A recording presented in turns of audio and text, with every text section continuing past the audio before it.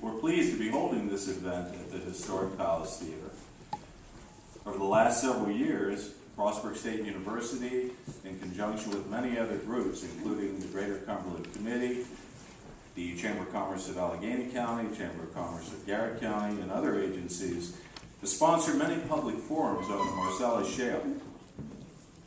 And always these events have been well attended with lively discussion. We expect our moderator discussion this evening to be no exception.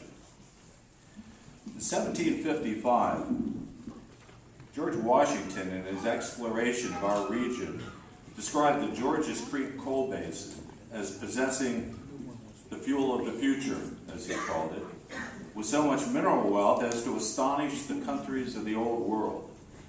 Washington's promise became true, and by the latter 1800s and early 1900s, thousands of miners were extracting over 5 million tons of coal per year from our region. The promise of mineral wealth has provided a profound legacy in Western Maryland. For example, the city of Frostburg and surrounding communities prospered during the coal era, and they're still vibrant today. Our local high school is known as the Mountain Ridge Miners. And Frostburg State University continues to grow and support the region. FSU dates back to 1898, the height of the coal era, when our mining community challenged the state to provide higher education for the sons and daughters of Western Maryland. Mining families gave their nickels, their dimes, their quarters to purchase the land on which Old Main now stands, and consequently, the state made good on its promise. But in addition to the positive legacy of coal, we still live with the negative. We have in Allegheny County alone over 450 abandoned mines, acidic discharge high in concentrations of heavy metals into our streams, blackened gob piles, erosion, open pits of standing water, and the threat of subsidence. In fact, when new buildings are constructed on the FSU campus, we often are faced with over $1 million to grout the mines underneath. So the coal era was one of great promise, and with a legacy that was full spectrum, good to bad. And now we face fossil fuel promise number 2, the Marcellus Shale Natural Gas Reserve. It said that these reserves 1 mile underground in a region stretching from New York State through Pennsylvania, Western Maryland, West Virginia, and beyond, can provide our country with relatively clean energy for decades and decades. Indeed, these reserves have been called the Saudi Arabia of natural gas. And that's good. But recall the legacy of coal. It's up to us to be diligent and to make sure that the promise we accept is implemented in a way that is economically viable and environmentally sound. And so tonight we have the opportunity to learn and to ask questions. We all want to leave our children and grandchildren a legacy that we can be proud of. So thank you all for attending, and now let me turn the program over to Phoebe Stein Davis, who's Executive Director of the Maryland Humanities Council. Phoebe. Thank you so much, Dean Hoffman.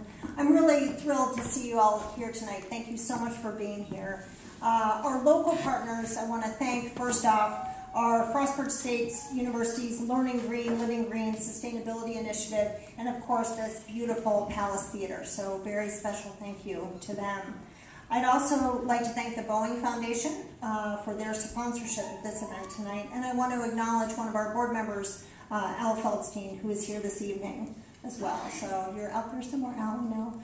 I also want to take a minute to thank the staff of the Maryland Humanities Council for their very hard work in putting this program together, and the leadership of Beth Barbush and our staff for pulling this all together tonight. Tonight's program, as you may know, is part of a larger initiative that the Maryland Humanities Council has launched this year called Practicing Democracy. Of course, we have a colon in the name of our program, Seeking Common Ground, which is a program that is created to get people talking about critical issues throughout our communities.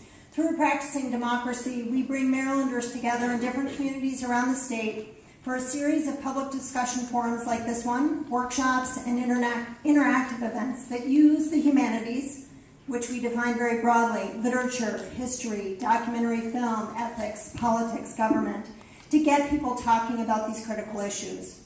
The goal is to provide the opportunity for people with divergent points of view to come together for passionate, respectful, and effective civic dialogue. Our goal is really to use the humanities, that which makes us human, to have civil conversations about the issues that mean the very most to us. So by being here tonight, you're really part of a statewide experiment across Maryland. Can we disagree respectfully? Can we disagree and feel heard and see each other's humanity? This is no small goal, but we feel that you're up to it. This evening's program is a moderated discussion on a topic well known in the area, hydraulic fracturing or fracking. Since last July, the Humanities Council staff has been talking to community members and leaders in Western Maryland and reading the local papers. And the issue of natural gas extraction rose to the top as one of the most important and timely issues in the area. And we're joined for this discussion this evening by Gregory Wrightstone, Director of Geology for the Pittsburgh-based Texas Keystone Incorporated, and by Josh Fox, Oscar-nominated Director of the film Gasland. I want you to join me in warmly welcoming our speakers who have come here tonight in good faith to join us for this important, respectful, civil dialogue. And I want to thank you both for joining us.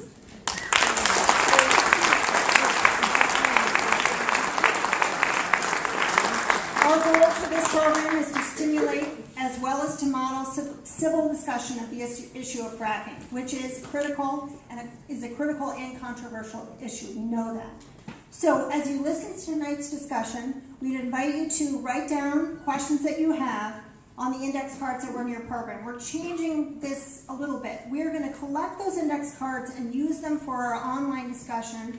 And we are going to hear from you, take your questions live, using a microphone. Beth Barbush will have a microphone at the end of the program, excuse me, to take your questions so you can speak in your own voice as opposed to us reading the cards off the questions off the cards. So bear with us as we move through that. If you want to learn more about practicing democracy or about the Maryland Humanities Council, you can call our offices. The telephone number is on the program. We have real live people who answer the phone. And we also invite you to visit our website, which is mdhc.org.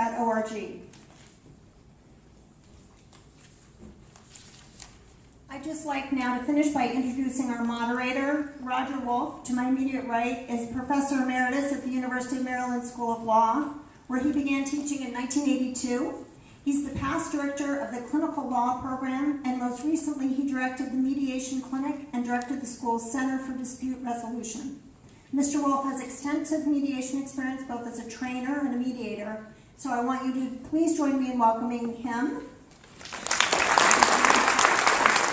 And I would like to ask you to turn off your cell phones and please not to take any flash photography tonight. Thank you very much.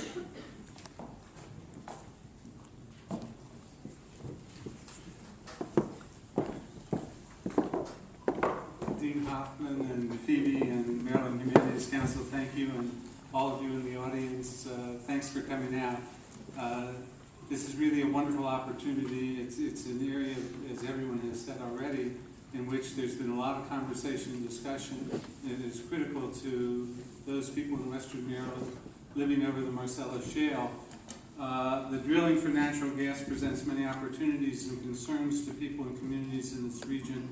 And the Maryland Humanities Council tonight has brought together two incredibly knowledgeable people. Our goal tonight, as Phoebe just outlined, is really to have a conversation, not a debate, to be respectful in the way we, as an audience, and the way the speakers deal with each other and make their points.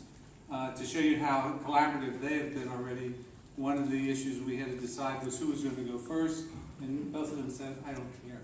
So by default, we flipped the coin, and Josh is going to start, and Greg will have the last word at the end, and Phoebe actually gets the last word. I think you get to come up at the very end and say a few words.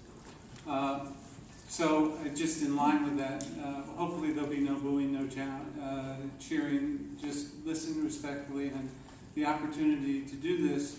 We're going to structure the evening so that each of the speakers has an opportunity at the beginning. They'll each have about 5 minutes to talk about the issues and concerns as they see them.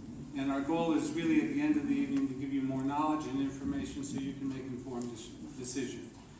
Then we are going to break it down into 3 segments where we're going to show clips from 2 movies. One is Natural Gas, which is Natural Gas, the Future of America, and the other is from Gasland. And the Maryland Humanities Council has selected clips from each of those, and we will give the speakers an opportunity to respond to the clips for about 2 minutes each, and then we'll have a conversation about those issues. And after those 3 series of clips, we're then going to have questions from you all. We thought it might be best to get at least 5 people first. Beth, wherever you are, will raise your hand. She'll have a microphone, and she will get the people lined up, and you can ask the questions, and we'll give the participants the opportunity to respond to the questions. So that's the way we're going to move through the evening.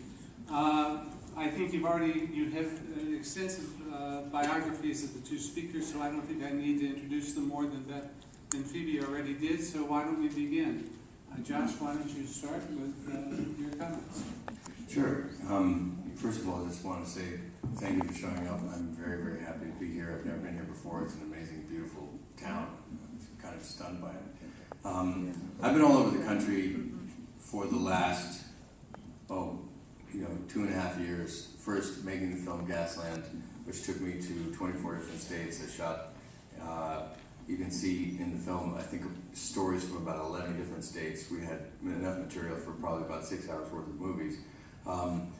And then in touring the film, after it opened at Sundance around America, and then having it be on HBO, seen by several million people, I took it out on the road because I thought it was really important to actually make contact with communities who are in the Marcellus Shale, or in the Barnett Shale, or in the Fayetteville Shale, or in the Haynesville Shale, or in the tight sands in Colorado or in California, just to advance what I also, just in person, make contact and be in support of grassroots organizations who are extremely concerned, rightfully so, about turning over their towns, their states, to the natural gas industry for natural gas development.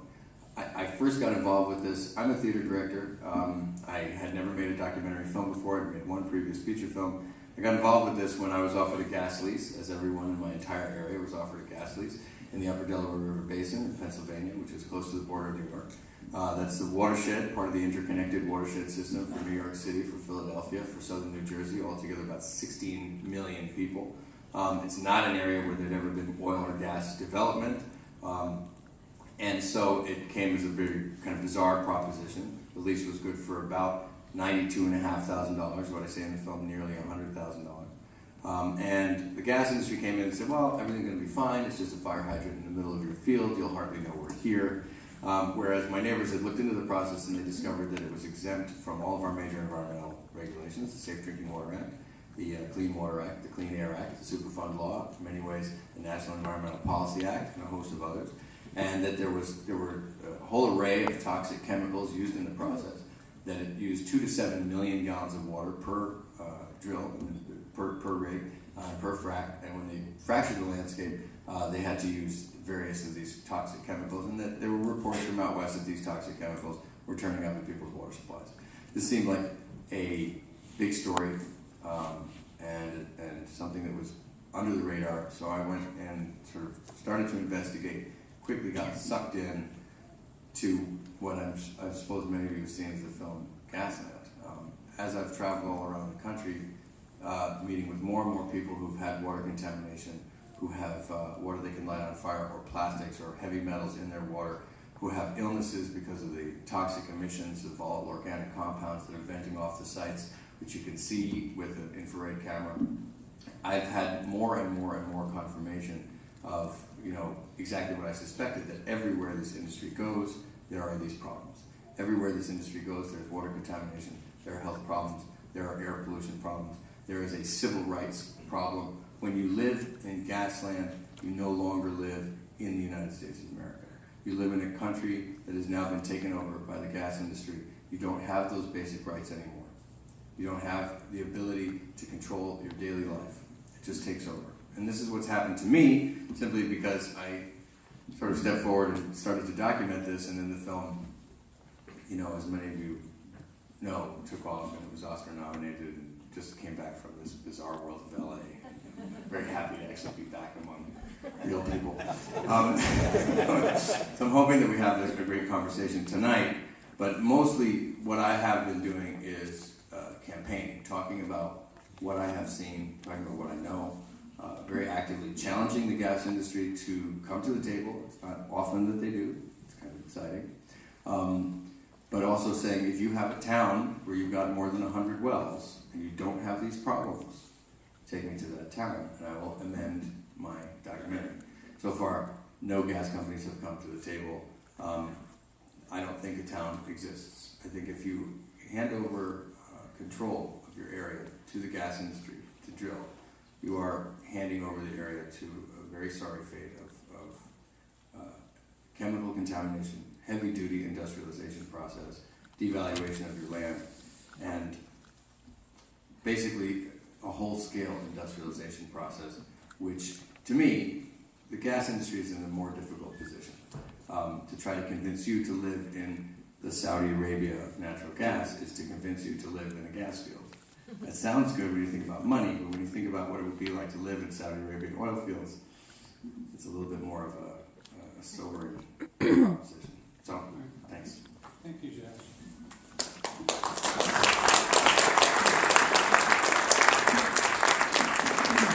Why don't you talk about how you see the issues? Well, contrary to what Mr. Fox might say, Marcellus shale development is being done in an environmentally safe and effective manner. And I'll tell you what, I'll invite you to come and visit. We have several fields where we have 1,200 wells in one Somebody field. taking this. Yes. And I think I'd like to take you around and offer you right now, talk to any of our landowners, we'll set it up. And then it can be New York, Pennsylvania, or West Virginia. I think you'll find some wealthy people that are very happy and glad we were there. So we do things in an environmentally safe manner. But I think you have to understand that America's been given a great gift, and that gift is the Marcellus Shale. It's just an incredibly huge resource. It's a low-cost energy for America. It's likely that the Marcellus Shale will have between 500 and 800 TCF, or trillion cubic feet of reserves. And that doesn't mean anything maybe to you out there, but if you figure that makes this easily the second largest natural gas field in the world. If you look at the largest natural gas field in North America is the Hugoton field, and it's got 81 TCF. So here we are at the Marcellus Shale, nearly under our feet. It's going to have 6 to 10 times the size of the largest natural gas field in the United States, and that's an incredible resource. We've drilled 450,000 wells in the Appalachian Basin to date. Maybe you didn't know that. All those wells together have only produced 47 TCF, so it's likely the Marcellus Shale will produce 10 to 15 times what all those wells we drilled over the last 150 years have drilled. Less than 5 years ago, we've seen steady decline in natural gas production. All the pundits predicted we would be seeing looming shortfalls, drastic increases in gas prices, which would equate to higher energy and electricity prices. And then starting in 2006, something incredible happened. We discovered how to produce natural gas out of the shale, starting in the Barnett. And starting in 2006, we started seeing an increase in natural gas production. As recently as 2008, we saw natural gas prices at the wellhead nearly get to $15 an MCF. Today, they're at $3.80 an MCF. Were it not for the Marcellus Shale and the shale gas, you'd be paying significantly higher prices for your electric, because we're in direct competition with coal to create electric. If you heat your home with natural gas, you can thank the Marcellus Shale, because without it, you probably pay $1,500 or more every year, and that's money right into your bank account that you can save. So there's a direct benefit for you for producing the Marcellus Shale. And I want to say there's been a lot of misinformation out there, and as a scientist, I'm going to sit here and I'm going to tell you the truth. I'm going to talk about science. I'm going to talk about data. I'm going to talk about facts. And I want to tell you I'm a member of the Division of Professional Affairs, the APG, and it's important because when I joined that, that's the ethical arm of the APG. APG It's the American Association of Petroleum Geologists, 36,000 members. I agreed when I joined that organization that when I come to meetings like this, I've sworn to tell the truth. So I'm going to present facts, data, and science for you tonight. So I trust that most of the people here tonight are rational, clear-thinking individuals. Again, there's been a lot of misinformation out there. Listen to what I say. I can back it up with science and facts and data. I like the format tonight, but some of the clips that we're going to see tonight aren't some of the more controversial clips of the film. And I'd like to just address a couple of those. Probably the most dramatic part of the film that you had was Mr. Mike Markham, who lit his faucet on fire. I think you've all seen the movie, you've seen a big flame. And we're not going to see that clip tonight. But what you need to know, that gas has been proven to be biogenic. It came from a coal seam. It doesn't have anything to do with oil and gas exploration or production. It doesn't have to do with hydrofracturing.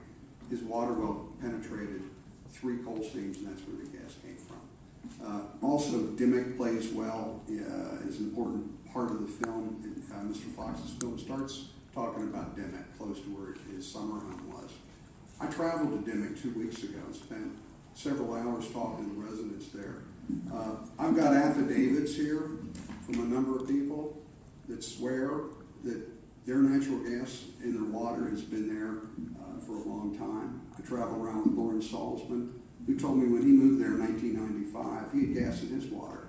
And Lauren's an honest man. He said he wasn't going to join that lawsuit to try and get money, because to do that he had to lie about not having natural gas in his water. So he's an honorable man. He's also sworn an affidavit. Just quickly here, my time is an end. Norma McNeil, 72, she swears that in the affidavit that as a teenager there was a morning ritual for them to go into high school and be the first one there to light the water on fire. So I want you to, again, let's listen to science and facts and keep an open mind. Thank you. So we've got we've raised some of the issues already. The concerns about safety, the concerns about environment of the neighborhood, about the community in terms of health issues, in terms of community wealth, in terms of the environment that we live in terms of the facts and whether the drilling is safe or isn't safe. So the first set of clips that we have really go to the issue of how the process works and the safety factors of hydraulic fracturing. And covered in this is sort of where is the Marcellus Shale, which everybody pretty much knows, what exactly is involved in the process of hydraulic fracturing, how does it work, what are some of the concerns about the reliability and safety of the methods used to extract it. So let's see the clips. It's a lot of food to start talking about. Greg, why don't you start off and then... Do I just have 2 minutes to talk about all of that? Well, there's a lot to go over right I there. think, yeah, we structure it so each discussant got 2 minutes initially, and then we can talk back and forth. So why don't you raise initially the big points? Well, the big point here, and I think that the thing that a lot of the people here in this room care about, it was addressed initially, was hydraulic fracturing. I'll tell you that based on my own research, I've determined there have been at least 48,000 wells that have been hydrofractured in Pennsylvania. And almost all of those, or the vast majority of those, are much shallower than the Marcellus Shale. A lot of those are 2,000 to 4,000 feet in depth, which is a lot closer to the aquifers. And in not one case has there been a documented case of hydrofracturing harming the fresh water. The DEP are sticklers. They're not our friends in Pennsylvania. By our, I mean the gas industry. And the DEP has stated, John Hanger, who comes from an environmental background, has stated clearly there's been no documented cases of hydrofracturing harming the fresh water. So I reached out to you earlier as asking you're rational people. A rational person, I think, would conclude that 48,000 wells is a large enough data set for us to make some conclusions about what might happen in the future. The pits, Josh, the colored flags are an EPA requirement to keep birds from getting in the pit. I know. Oh, okay. Now you know. Okay. And the evaporation sprayer. The joke is funnier though. Actually, it was. I chuckled when I heard it. Evaporation sprayers, I know nothing about them, and the reason is they're not used here anywhere in the east. They don't work. They're used in a desert environment. And in terms of the migration pathways of the sage grouse, the pronghorn, and mule deer, Mr. Fox stated they were all endangered. None of them are. And sage grouse don't migrate. In fact, the mule deer and the pronghorn have been increasing in population out there. We can, Sublette County is a situation, and I'm cut off now with my time. We can, there's a lot to go Why over. don't you finish Sublette County? Sublette County, it was dealt with the end of the ozone issue. It was a problem. And in 2008, there were several instances where the ozone exceeded the ozone standard. And in Kiana and others, other operators took several steps to remedy that. And in fact, they've reduced their VOCs by 80% and have solved the problem in that area. So they've had an 80% reduction in emissions. But that's not similar to here. Those two fields are unique in that there's so many, they drill those wells at half-acre spacings. The rigs are one right on top of the other. You're not going to have that here. It'd be equivalent to saying, okay, we'll take all the lawnmowers in Garrett County and Allegheny County and put them in a little field, and we'll fire them up all at once. You know what's going to happen? Your ozone levels are going to go up there. So here we're going to have a number of rigs spread out over 3 states. So what you're suggesting is some of the things that were shown in the movie won't be in place if there's drilling here in... That's correct. And the condensate tanks is another. We have a wet area of the Marcellus Shale, which is in westernmost Pennsylvania. In that area, we get some of the liquid hydrocarbons that come up. These are very valuable to the companies that are producing them. In fact, there's companies that target that area. Those things like propane, butane, the condensates, they're valuable. I know this is supposed to be a polite dialogue, but do I get to talk to him? No, absolutely. Okay. Absolutely. I just wanted to finish off that one. Yeah, Go ahead. we got extra. You Well, got extra too. I mean, when you're talking about this, the comparison between the two showings of the well sites, first of all, what you have to understand is that the industry doesn't come in and just drill one well. They make it look like they drill one well and then they're done. Each one of these wells takes about 30 days to drill. Each one of those wells has 1,150 truck trips. So if they were drilling one across the street, the trucks would be going by about every 30 seconds for the whole rest of the month. And you're not just drilling one well, you're not even really just drilling one well per pad. You can drill up to 10 wells or 12 wells per pad. So you go ahead and you've drilled one and you've got that site active, and then you go ahead and once you've done that 30 days, you go ahead and drill another one, you've got that site active. So what you see here is a perpetual development of several of these sites in one area. In Dimmock, I think by the time they started to have problems, they had about 33 wells. Contrary to what Greg would have you believe, sorry, I meet a lot of people. What Greg would have you believe is that there's no proof. The gas industry defines this whole thing as hydraulic fracturing as the little piece of the fractures that happen underneath the ground. And they're discounting the entire mechanism of gas drilling. They could never ever say there's never been a proven instance of water contamination from gas drilling. This is a legal wording that is designed to sound sort of nice and true and reassuring, but in fact, there are dozens of ways that water can be contaminated by gas drilling. One of which is the hydraulic fractures all the way down at the bottom, but we wouldn't really be doing any gas drilling in the Marcellus Shale if it weren't for hydrofracking, because you couldn't get gas out of the shale without fracking it. So essentially, when you're saying you're doing hydraulic fracturing, you're doing gas drilling, the entire process contaminates. And the process is a heavy-duty industrialization process that goes on and on and on for years. When you're talking about the emissions, there are no emission standards.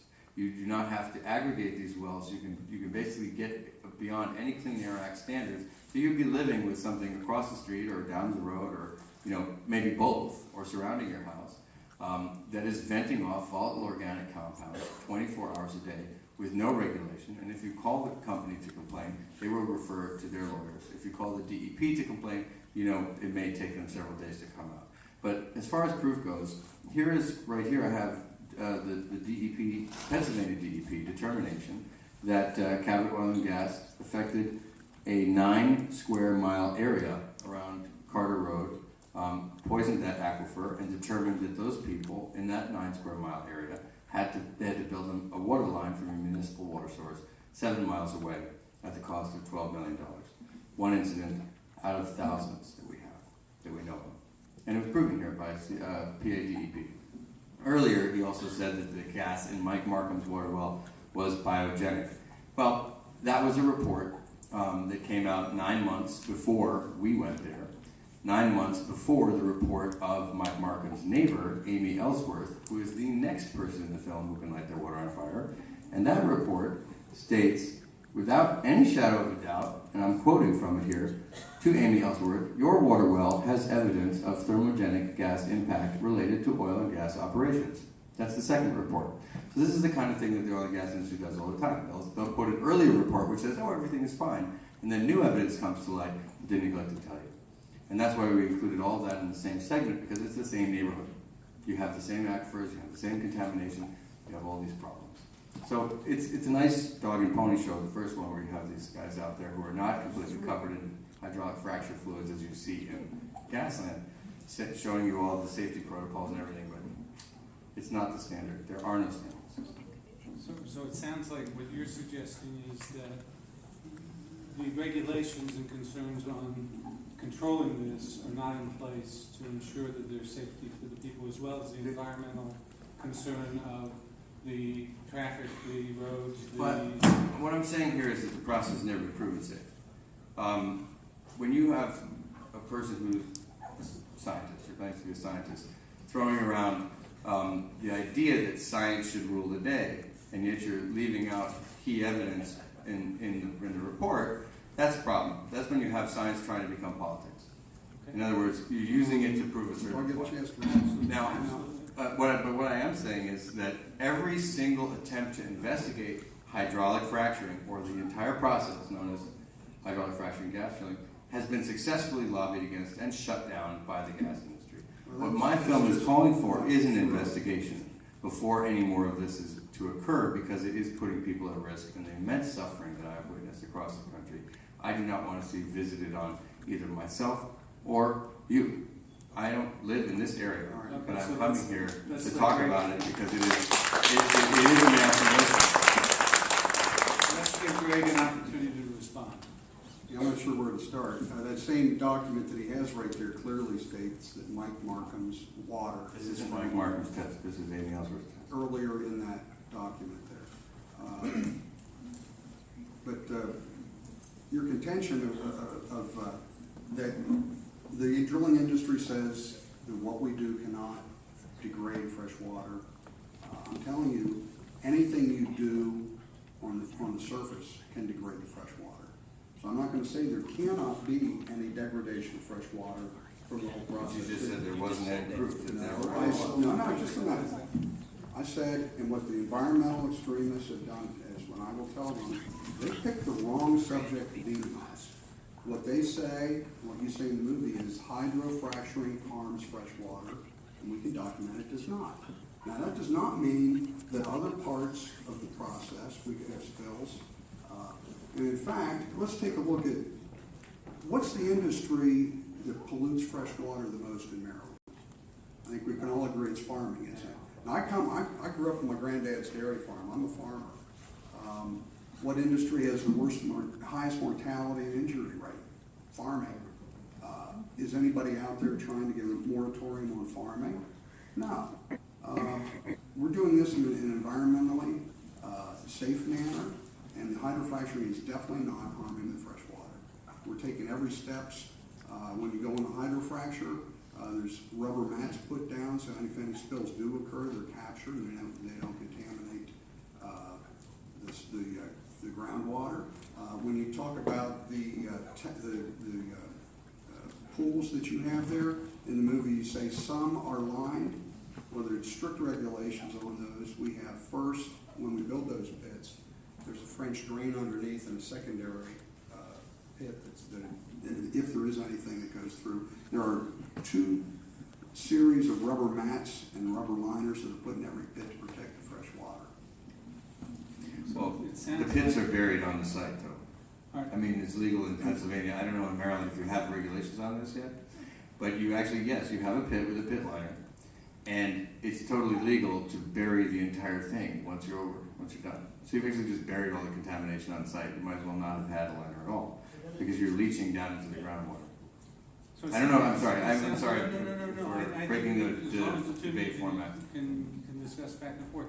It sounds like your concerns, Josh, are environmental, making sure that the environment is protected, and that your feeling is that they are not in place now. Well, Any I have many, regulations many or enough concerns. regulations, I and have it many concerns. sounds like Greg is saying, we think we're doing the best we can in protecting, but it may be that there needs to be more environmental control. I don't know. We are doing this in an environmentally safe manner. Again, are there going to be incidents sometimes out there? Absolutely. Is it anytime you're getting around large moving pieces of machinery, heavy machinery, there's a danger for the workers involved, not for the neighbors, but for those people working there. And it's an incredible resource that we need to develop safely and in an environmentally safe manner. And we're doing that right now. I would invite everybody here to go to a website called fractracker.org. Fractracker.org, you can overlay, and by the way, 48,000 wells fractured is not really what we're talking about. We're talking about Marcellus Shale. There have been about 3,000 Marcellus Shale wells in Pennsylvania. There are 8,000 permits, and there are something like 2,000 violations. You can overlay the violations and the well permit sites on fractracker.org. It's like a Google map. You can go there and you can see that the density of wells developed is the same correlating density of violations. And a large percentage of these violations were designated to be substantively harmful to the environment. But it's not really environment that I'm worried about. We're talking about public health. We're talking about pumping millions of gallons of neurotoxins, carcinogens, under the ground, without regulation, and most of which stays under the ground to migrate at a later date. But it ain't occurring. Well, nobody knows that actually. Where does it go? Yeah, where does it actually go? But my question, I wanted to finish with one thing. By the industry's own admission, you have a 2 to 5% failure rate.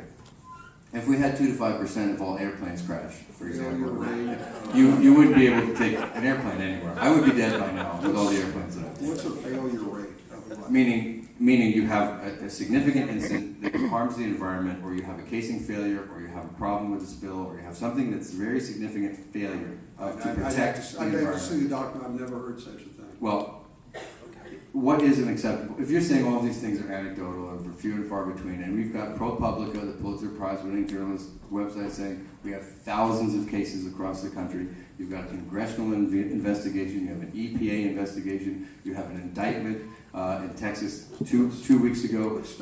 You have mounting public outcry that this process is not only harmful to the environment, but a civil rights problem where people no longer have the ability to control their own atmosphere. What is the acceptable rate of problem to the industry? That's what I'd like to know. Well, you mentioned ProPublica, which is one of the most virulently anti-Marcellus groups out there. It was formed by Herbert and Marion Sandler. And again, I think you have to look and follow the money. Where's the money coming from? And who's running the effort? Yeah, let's follow the money. Let's move this into our next film clip. Let's try and get back to the issues we were But talking I really want the question answered. What is the acceptable rate of damage? How many people is okay What's your to completely? You're asking me a question destroy? about a failure. How do you define failure? Well, I mean, maybe we could start Is with the it, people in the a film. There's a truck couple of has a hundred of them in the flat film. tire? Does that count as a failure? What? I mean, does a truck having a flat tire count as a failure? What is your definition of failure? In some cases, we have frank jobs. Where's the civility? Let's move into the next film clips, because we may be addressing those issues in terms of health. health, the next film clips go to healthy communities and healthy individuals. And we've got these clips that we're going to look at, and we may come back to this, and maybe we can get a definition of, in terms of failure rate. Are you talking about water leaking? Are you talking about gas in the air? Are you talking about lands? I'm talking about a significant harm to the aquifer underneath it. And that's zero. Okay. The Okay. answer to that is, Let's look at no, the it's unacceptable to have any harm to the fresh water. That's I would agree with you, it's unacceptable. So you're Exactly. saying magically somehow these things are not happening? They're not magically not happening. They're not happening because we take extreme caution to prevent it from happening. We're running 2 and 3 strings of cemented casing, steel casing, and plus a production string inside that. And there's no documented evidence of any of these fractures reaching up. But the industry says itself every time that they point to casing failure instead of hydraulic fracturing. I mean, you can read this time and time again. No, Casing we failure. can't. No, we can't. There were Well, cases. I could. There are cases of old wells with casing failure. Sir, you're not being civil to this gentleman at all. Yes, Let him thank you. speak. I'm not? No, you're not, sir, not at all. Exactly. Thank you. You've interrupted him 5 to 7 times more than he has you. I will do a better job. Please, sir. Thank you. I'm sorry. All right, so let's look at the movie, and then let's come back. Well, if you look at the Garfield County Health Study, the initial, what we report on in the film. Just so that we're back on schedule, let's stick to the 2 minute, and we'll go back and forth and try and keep it Okay. going. Well, if you look at the film, we're talking about the initial health impact study that was done in Garfield County. It's since, there are other versions of it that have come out later than that. It's not just a health impact study, it also talks about crime in the area and social costs. I can't quote from the study exactly, but I can tell you that in these areas, what you're being exposed to, and again, in contradiction to the earlier clip, it's not as if the gas industry comes and they're there for 3 weeks and then they're gone. Rick Rolls, who you hear with his peripheral neuropathy, he has benzene in his blood. You have a lot of people who end up with these fracking chemicals in their tissues. I visited with more families who live around these sites. And these are not active drilling sites. These are just sites that are sitting there, either compressor stations, or they're condensate tanks, or they're well sites with separators where the gas is bubbling up and they're separating off the chemicals on the site. Living around those things, you end up with that chemical, those chemicals in your bloodstream. Lisa Parr out in West Texas, who are near the Fort Worth area, who I visited with 2 months ago, has fracking chemicals in her lungs. Rick Rolls, benzene in his blood. Stephanie Halowich, her children identified positive for the fracking chemicals in their blood. She just left. You might have heard of her on the news just the other night because her condensate tank that's like less than 1,000 feet from her home exploded. It was the second such explosion in the last couple of weeks, I think, in the Pittsburgh area. It's a hazardous situation. There are no controls. You have a moratorium being proposed in your state legislature right now because the state is not ready for this kind of development. Pennsylvania didn't do due diligence on the wastewater. They didn't do due diligence on the volatile organics that are coming off those sites, and you're seeing the health effects.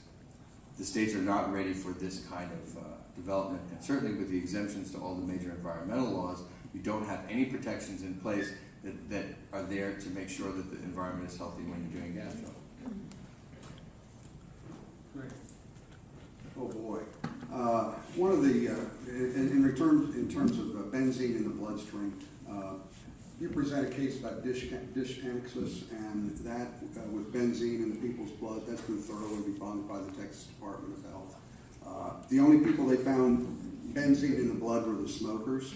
There's no benzene that we frack with. It's not a fracking fluid. Many years ago, they did some diesel fracks, and that was 20, 30, 40 years ago. There could have been some contribution there. Those haven't been done in 30 or 40 years. There's no benzene pumped down the well. The benzene that they found at Dish, Texas, were correlated to the people that smoke. If you smoke, you're going to get benzene. But I wanted to discuss here, we took a look here at some of the economic benefits. And if you talk to the people out there, I come from a farming family, and I'm sure there's some here. If you're farming, you don't have 2 dimes to rub together often. And this has been a godsend for the people in Pennsylvania. I was at an event with a fellow from Range Resources, and a fellow walked up to him, might have been 74 years old, 75, and he started crying.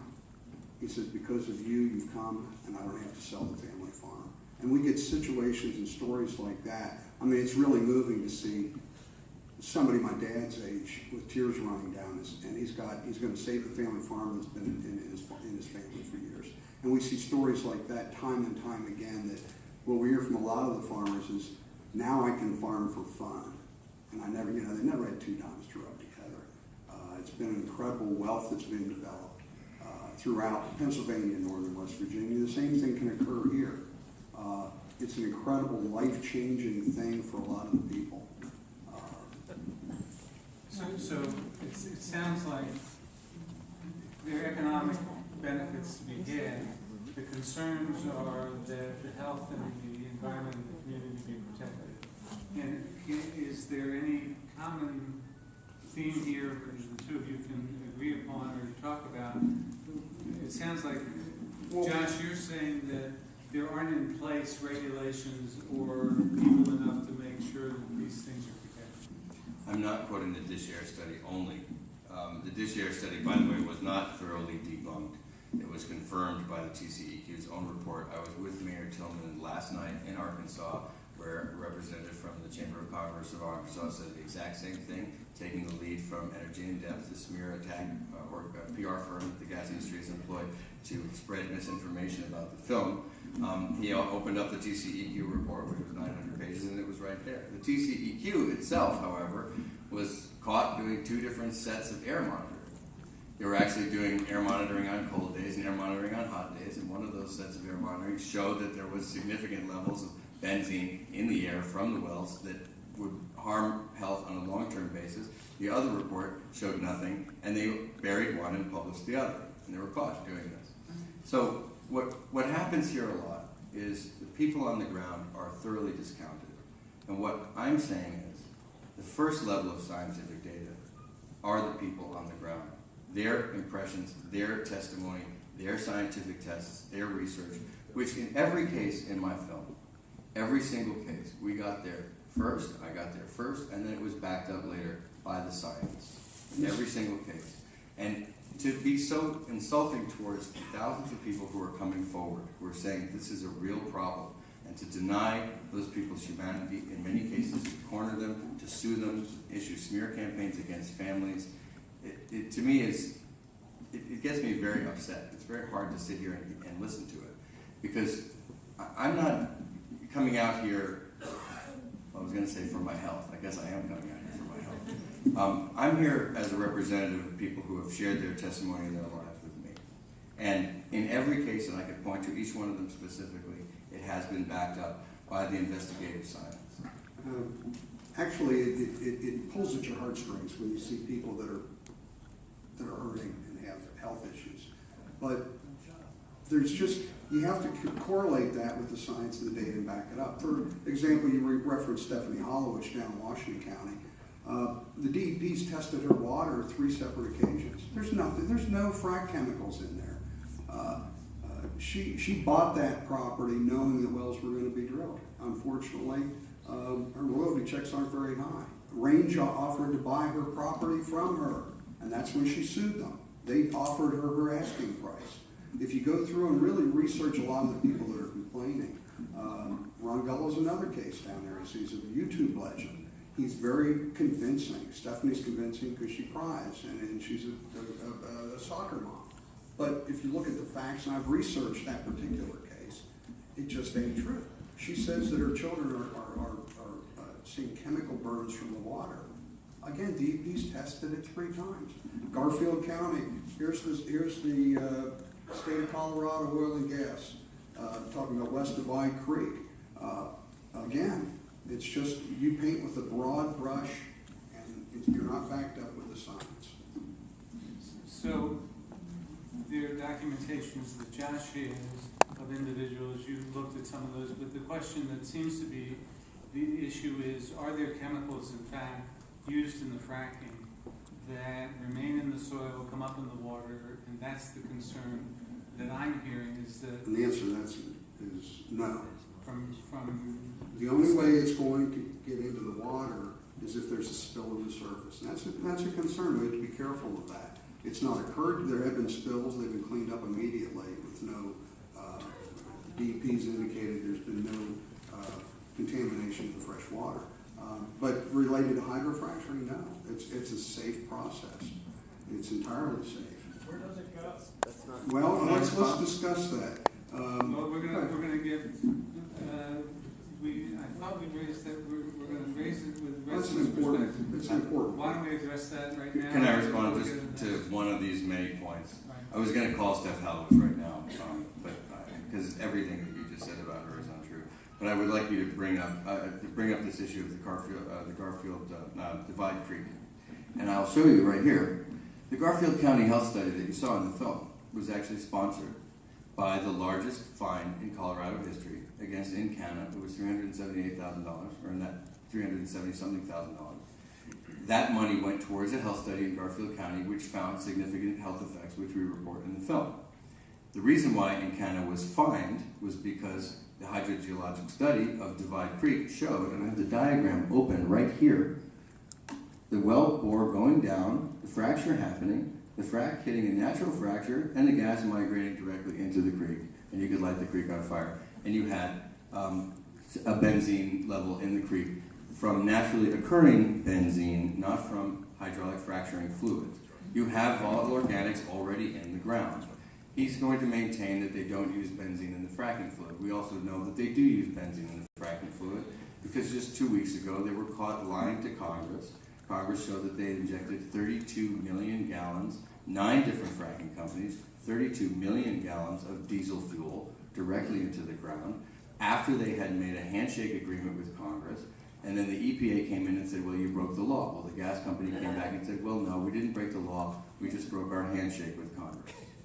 Which shows you the way their word is treated. And if your word's no good, you're no good. But I would invite people to come up here and take a look at the diagram from Jeffrey Tynes' hydrogeologic survey, which is the reason why COGCC, the very source recording, fined Encana, and they created the Garfield County Health Study, which proves that there are health effects from the air and from the water with gas drilling in heavy gas drilling areas.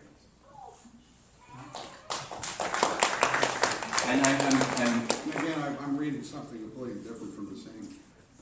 And in fact, I'll quote the Colorado Oil and Gas Association. The gas line confuses issues related to biogenic and those related to thermogenic gas. You're painting with a broad brush here. The film focuses on 2 seeps, but at different origins. It's not as you say. And the gas line adopts the claim that West Divide Creek gas seep was caused by hydraulic fracturing. The staff concluded the seep was caused by gas, thermogenic. Okay, let's move. I mean, this is the kind of thing where you end up in this scientific mumbo jumbo and it ends up for a very boring debate. I mean, We're not here to. We are here to get to the bottom. We are here to get to the science and the data and the facts. Well, we're happy to talk about which scientific report said what. It's no problem. But what we can't deny here is that this is a large-scale industrialization project, which would be utterly transformative of this area and of the Upper Delaware River and of many other areas. If that's a favorable process to people. Which really leads us into the next film. Listen, you have to take control This is here. going to lead us into the next film clips, and then we're going to get into conversation with the audience. So let's go to the next film.